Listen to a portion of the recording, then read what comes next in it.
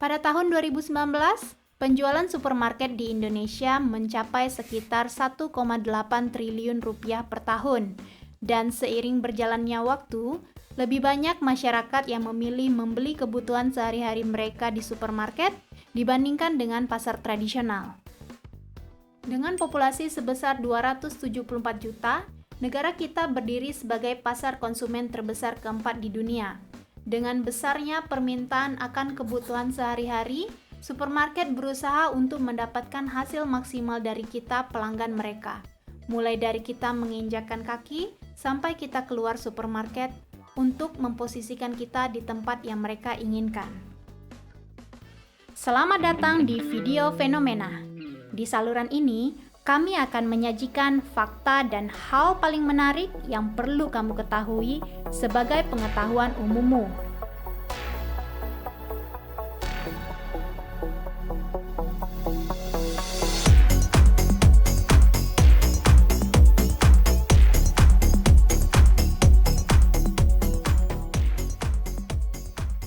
Nah, apa saja ya trik psikologi yang diterapkan supermarket untuk membuatmu menghabiskan lebih banyak uang? Sebelum kita tinjau, jangan lupa subscribe dulu ya.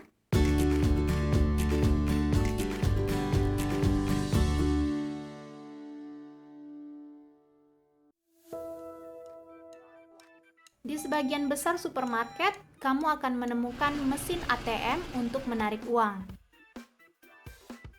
Mereka ingin memastikan kamu memiliki uang yang siap untuk kamu habiskan segera setelah kamu masuk supermarket.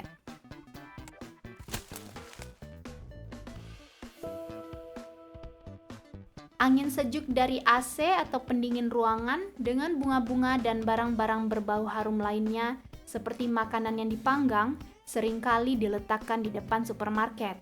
Menikmati aroma harum dan manis saat pertama kali masuk supermarket tidak hanya akan membuat suasana hatimu lebih baik, tetapi itu juga akan memicu kelenjar ludahmu, membuatmu lebih rentan terhadap pembelian impulsif. Penelitian menunjukkan musik mempengaruhi perilaku berbelanja, dan toko yang memutar musik seringkali mengalami peningkatan dalam penjualan.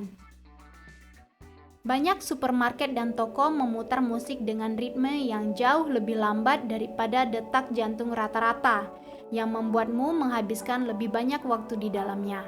Tetapi tentu saja jenis musik di supermarket berbeda dengan saat kamu mengunjungi butik.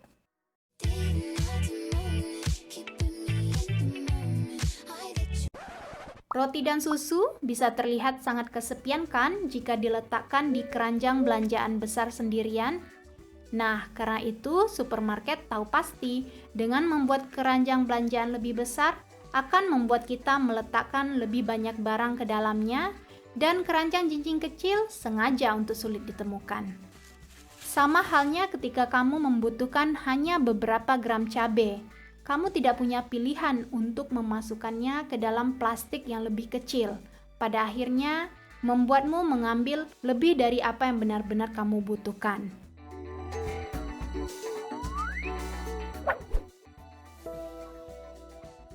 Banyak barang esensial berada di belakang atau di tengah toko, dan bukan di depan. Bahkan mungkin kamu akan menemukan roti, susu, dan telur di berbagai sudut arena yang berbeda.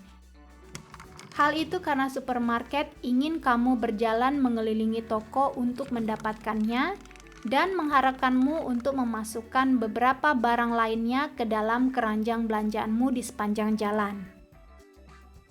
Barang esensial serupa juga terletak di lorong tengah.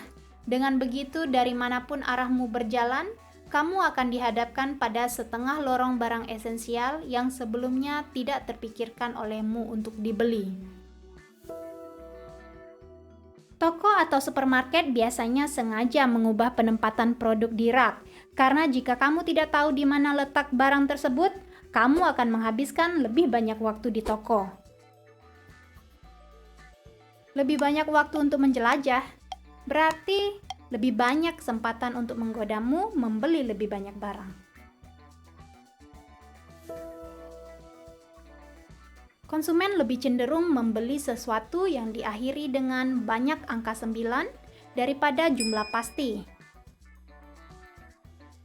Ini dikenal sebagai efek digit kiri, di mana seseorang cenderung hanya mengingat nomor di sebelah kiri di kepala mereka saat membandingkan harga.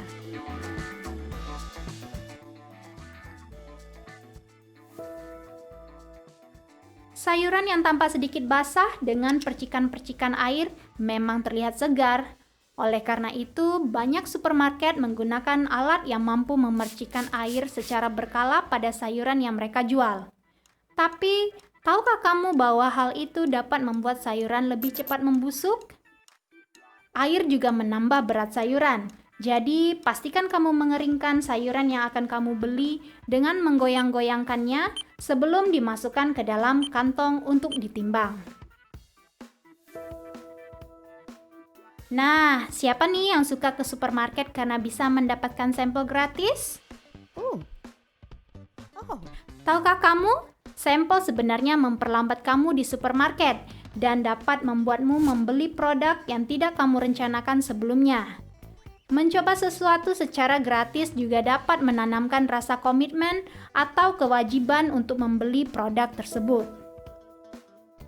Pernahkah kamu memperhatikan bahwa produk yang terletak di ketinggian matamu adalah produk yang paling menguntungkan?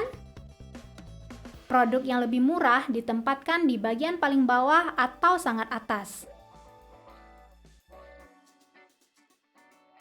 Penempatan produk berdasarkan level mata berlaku untuk anak-anak juga. Tingkat yang lebih rendah akan penuh dengan produk manis dan barang anak-anak lainnya. Dan kamu pastinya tahu, sulit untuk para orang tua mengatakan tidak kepada anak mereka ketika dihadapi dengan tangisan keras yang meminta makanan manis tersebut.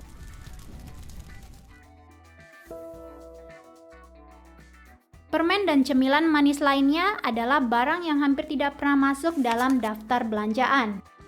Untuk meningkatkan penjualan, rak permen biasanya ditempatkan di bagian toko yang paling banyak dikunjungi, meja kasir. Setelah kamu merasa lelah membuat pilihan barang belanjaan, kamu akan lebih cenderung mengambil KitKat yang dipajang di sebelah meja kasir, kan?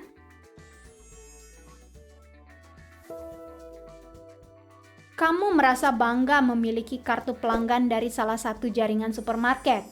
Tetapi, tahukah kamu, ini adalah salah satu strategi yang digunakan supermarket untuk membangun loyalitas pelanggan. Dengan begitu, kamu akan berkomitmen berbelanja kebutuhan sehari-harimu di supermarket tempat kamu berlanggan. Melalui metode ini, supermarket pada dasarnya memangkas biaya dengan memfokuskan upaya pemasaran mereka lebih kepada pelanggan yang sudah ada daripada menambah pelanggan baru. Selain itu, ini memberi mereka kesempatan untuk mempelajari lebih lanjut tentang kebiasaan pembelian pelanggan mereka. Data ini dikenal sebagai DNA konsumen dan digunakan sebagai kriteria saat mereka mengirimkan email pemasaran kepada pelanggan. So, jadilah pembeli yang bijak. Selamat tinggal dan jangan lupa untuk like, share, dan subscribe.